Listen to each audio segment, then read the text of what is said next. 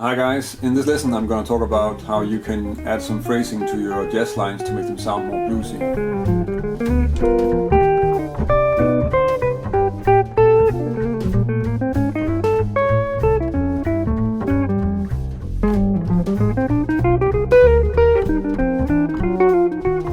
In this lesson I'm going to take some jazz lines on a basic 2-5-1 in the key of C major and just use the arpeggios to make some jazz lines and talk about how you can make them sound more bluesy by applying certain kinds of phrasing and certain kind of techniques and melodic ideas when you're making the lines. So I'm not going to really be doing a lot of bending and stuff. The techniques are more based on using a jazz guitar which has heavier strings and doesn't lend itself too well to bending. It's going to be more in the sense of what kind of melodies and how do you play the notes using techniques that fit that kind of setup. This is actually a nice thing to continue with. I made more lessons on using arpeggios over different progressions, and this could be a nice place to continue if you want to get some new ideas for phrasing those kind of things you already developed. And of course, if you didn't check out those lessons, I'll link to them here. So the progression I'm using is this 2-5-1 in the key of C major. So D minor 7, G7 and C major 7. And the arpeggios I'm using for the lines are all found around the 3rd fret, and they are like this. So this D minor, G7 and C major 7. And as you can tell, I sort of kept them small and within the same range, so I don't use the low G, I start on the D. It doesn't really matter. When you make the lines you can of course use the whole arpeggio, it's just to keep it kind of easy to approach in the beginning. And anyway, you need to know your arpeggios so that you don't have to play them from the root all the time. So if you have to start on the 5th and G7, it's probably only a good exercise if you're a little bit new to that idea. I'm just going to go over 3 different techniques that you can use. And the first one is this pull-off. So that will work really well to make if I make a line on a D minor.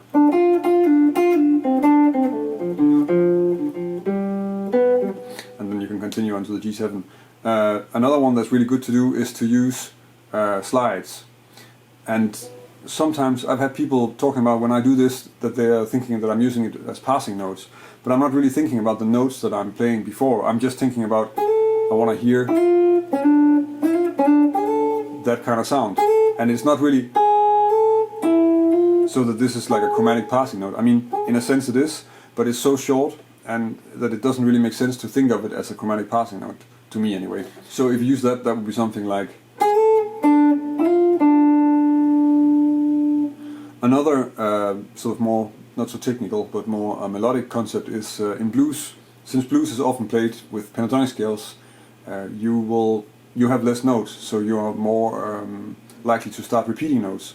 And somehow that's also something that's really more found in blues phrasing than it is in jazz phrasing.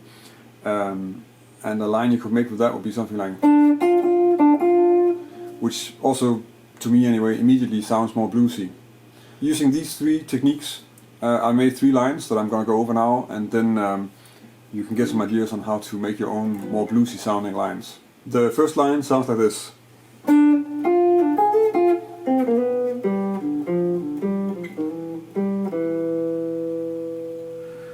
So I'm starting on the root of the chord. I think also a thing that sounds a little bit more bluesy is if you're staying a little bit closer to the harmony and a little bit closer to what's going on, and not too much in the extensions. But of course when we're playing with the arpeggios we're not really going to be heavily in the extensions anyway.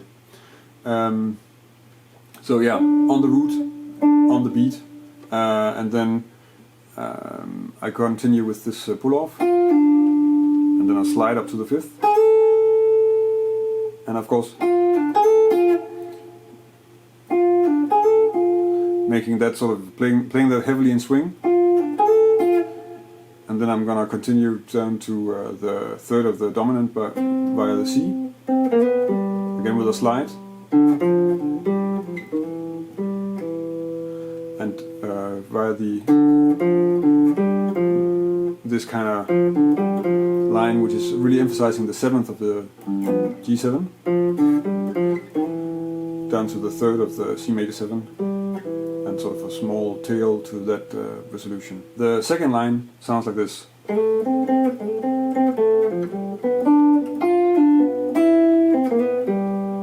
So here we have this idea of using repeating notes, and also something that's used quite often in blues phrasing is of course to have the groups of three, not for like really long times and to create another meter, but still using this in the phrasing. Like, so I do that twice, and then down the arpeggio, and then I'm playing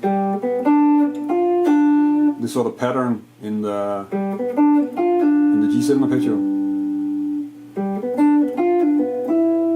resolving to the C major 7, and this tail down the arpeggio to the 5th on the C major 7. The third example sounds like this.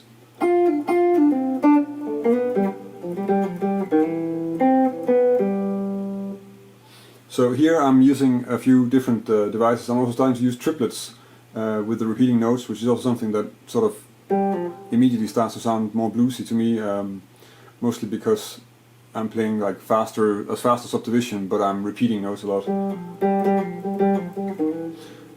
which is something that I use quite a lot when I'm trying to sound sort of to get that vibe across in my solos.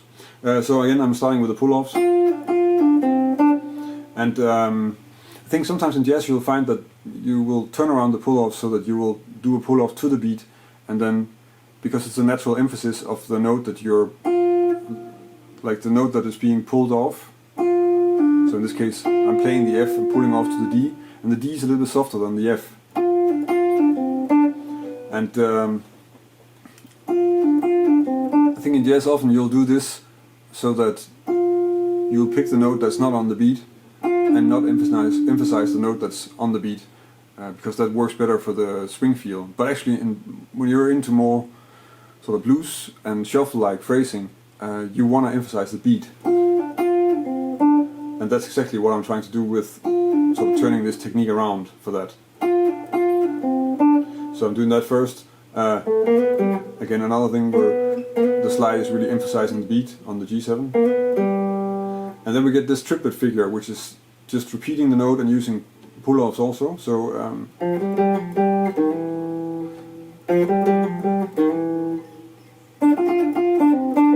and actually that pattern of, you can do that pattern with any part of the arpeggio and it'll work quite well. In this case it works really well to have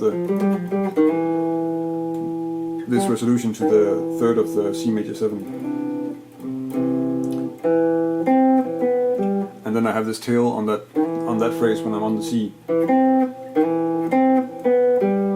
And somehow the diatonic 6 interval also has a small, or quickly will help you make a phrase sound a bit more bluesy, that you get more the kind of vibe from it. So using those kind of intervals in that way will work quite well.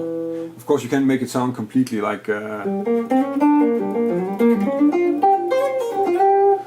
of phrasing when you're using the arpeggios. And you could of course also choose to just really play blues scale stuff over a progression like this. But in this case you're sort of using the phrasing and still staying with the harmony and still staying a little bit more in style maybe. And that doesn't mean that you can't do the other things. I would say that to me mostly the real blues phrasing seems to work better if I'm really on the tonic.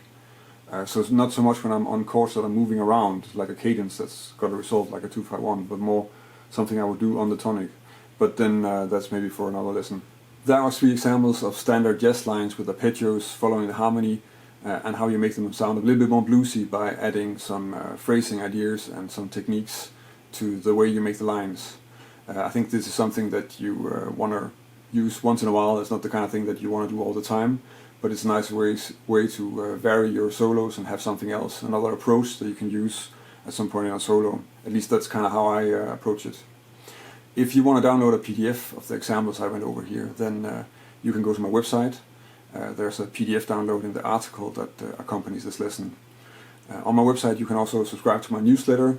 Then you will keep up to date with new lessons that I'm making, if I'm adding lessons to my web store. CDs that I'm playing on that are coming out, and if I'm playing somewhere, concerts and tours. So my newsletter is the way to sort of stay up to date with that. If you have any comments or suggestions for topics or something like that, then you can leave a comment on the video.